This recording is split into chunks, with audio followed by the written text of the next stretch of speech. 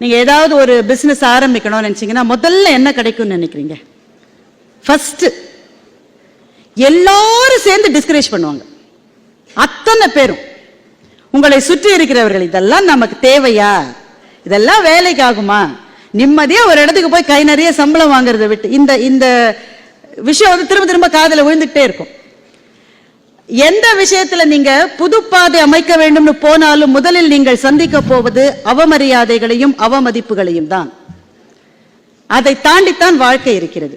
இன்றைக்கு கோயம்புத்தூரில் இருக்கிற ரொம்ப ரொம்ப ரொம்ப பாப்புலரான ஒரு காட்டன் வேஷ்டி பிராண்ட் இன்னைக்கு ரொம்ப பெருசாங்க. ஆனா ஒரு காலத்துல வரது ஆரம்பிச்ச போது அந்த நிறுவனர் தலைச்சுமையா அந்த வேட்டியை எடுத்துக்கிட்டு கடை வீதியில போய் விற்பாராம்.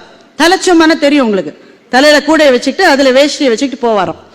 அந்த பஜார்ல இருக்கிற முதல் கடை அங்க போய் முதலாளி வேஷ்டி வேணுமா முதலாளி என்று கேட்கிற போது அந்த ஆள் ஒவ்வொரு நாளும் வெளில வந்து கெட்ட வார்த்தையால வெய்வாராம். ஏண்டா தினம் வந்து உயிர் எடுக்கிற போடா. இவர் ஒண்ணு அடுத்த கடைக்கு போவார், அடுத்த நாள் நிச்சயமா வந்து கேட்பார். இது பல நாட்களாக தொடர்ந்தது. ஒரு நாள் இவர் போய் கேட்கிற போது அந்த முதல் கடையினுடைய முதலாளி பயங்கர மோசமான மூட்ல இருந்தார். அவர் வந்து வெந்நீரை கொட்டிடுவேன் நாயை, எதுக்கு ஒவ்வொரு நாளும் வந்து கேட்கிறேன்னு கண்ணா பின்னாடி இவர் திட்டிருக்காரு.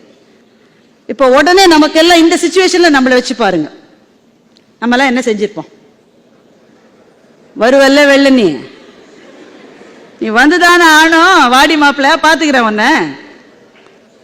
இது ஒரு ரியாக்ஷன்.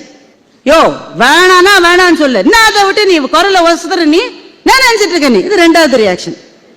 இவர் என்ன பண்ணிருப்பாரு?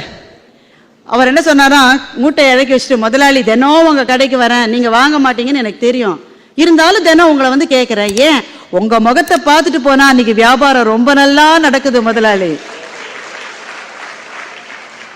சின்ன விஷயம்தான், ஆனா தன்னுடைய ஈகோ தூண்டப்படுகிற போது கோவப்படாமல் அடுத்த மனிதர்களை தன் வசம் ஈர்க்கிறதை செய்வதற்கு உங்களுக்கு என்ன தேவை? அவமானங்களை விழுங்குகிற சக்தி நமக்கு தேவை.